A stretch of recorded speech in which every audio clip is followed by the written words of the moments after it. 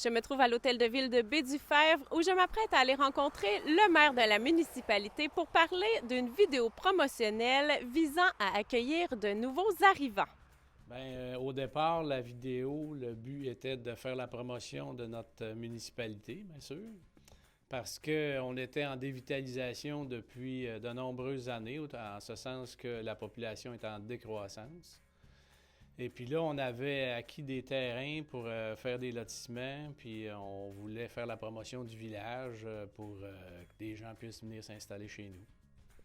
Où sont situés ces terrains-là? C'est sûr, les gens d'ici le savent, mais pour ceux qui aimeraient peut-être s'intéresser à Baie-du-Fèvre.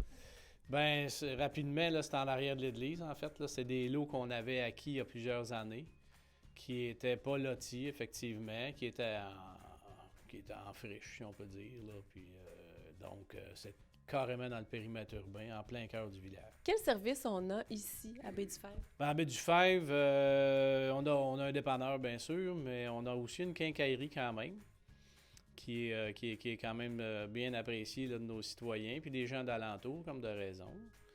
Puis on a aussi le théâtre Bellecour, là, que les gens viennent chez nous là, plusieurs soirs par année. Là. Ça fait que ça aussi, là, c'est un bel équipement qui est très, très apprécié. Sinon, mais dans les entreprises, il y a la Promutuelle Verchères-les-Forges, que le siège social est à Baie-du-Fèvre. Puis on a Cauvry, qui est un employeur aussi là, important. Là. Cauvry, c'est coopérative agricole là, qui est dans les intrants agricoles. Là. Il y a quand même 70 employés qui travaillent là. Puis on a aussi l'usine Rotec qui fait des lits d'hôpitaux. Est-ce qu'il y a une saison privilégiée à Baie-du-Fèvre ou ça bouge un peu toutes les saisons ici? Bien, ça bouge pas mal tout le temps, c'est certain. Je veux dire, tu sais, là, on est l'hiver.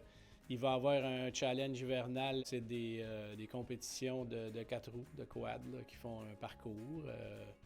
Je veux dire, c'est sûr, l'hiver, on a une patinoire couverte. Là, on a un bel hiver cette année qui fait que ça ne dégèle pas. Ça fait que notre patinoire, la glace est très, très belle actuellement. Les gens peuvent profiter de cet équipement-là. Il y a des gens de Baie-du-Fèvre, bien sûr, mais il y a quand même des gens d'alentour qui peuvent en profiter aussi. Là. Je veux dire, on fait venir des gens d'alentour, on les prend avec nous autres, ça grossit les équipes. Fait qu'on est content qu'ils viennent chez nous. Sinon, les autres saisons, c'est certain que le printemps, c'est les oies. Les oies de Baie-du-Fèvre qui sont très, très présentes chez nous. Ça fait qu'il y a beaucoup de gens de l'extérieur qui viennent nous voir. L'été, évidemment, il y a le Challenge 255 qui attire beaucoup de gens, mais il y a aussi le Rodéo 255. Les jeudis en chanson, il y a pratiquement des événements presque toutes les fins de semaine. Là. Puis, je veux dire, autrement, au travers de ça, je reviens à l'hiver. On a notre ligue de pétanque. Là. En fait, c'est l'automne et l'hiver qui sont plus actifs. La ligue de pétanque, il y a une soixantaine d'abonnés. Puis tous les samedis, il y a des gens de l'extérieur qui peuvent venir participer à un tournoi. En général, il y a 70 à 80 personnes le samedi qui viennent à Baie-du-Fèvre pratiquer la pétanque. Et comment on pourrait séduire les gens pour venir habiter ici? Qu'est-ce qu'on pourrait leur dire? C'est un beau village rural. Je veux dire, les gens sont super accueillants. On a une réputation à Baie-du-Fèvre d'être extrêmement dynamique.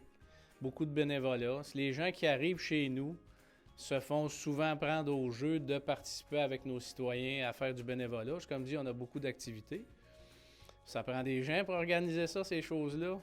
Ça fait que souvent, on les recrute, les gens qui arrivent chez nous pour participer avec notre population à faire vivre le village. Dans un décor enchanteur, hein, faut se le dire.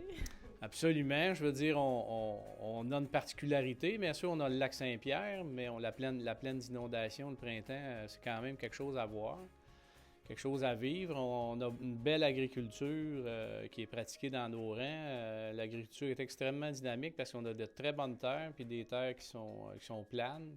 Donc, c'est plus facile pour l'agriculture. On a des très beaux rangs de campagne. Les gens viennent faire du vélo chez nous parce que, évidemment, oui, il y a moins de pentes. C'est pas un vélo qui est difficile, c'est un vélo qui est relax, c'est un vélo qui permet de regarder chaque côté puis d'admirer le paysage. Ça Fait qu'on on est très, très contents, en fait, que les gens puissent apprécier notre village. Nous autres, on est très fiers de l'habiter, nécessairement, mais on aime à le partager avec les gens, là. Est-ce qu'il y a des écoles sur le territoire ici? Oui, on a une école primaire, puis là, bien, effectivement, là, en 2025, il va débuter la construction d'une nouvelle école. L'école doit être remplacée.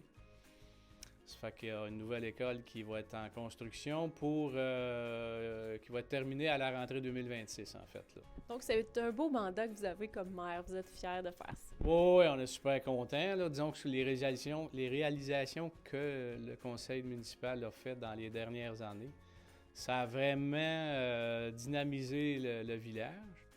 Puis, ça a permis effectivement ce qu'on a fait a porté fruit en ce sens que cette année, on a 30 nouveaux habitants qui se sont joints à nous pour une première augmentation de population là, depuis plusieurs années, effectivement.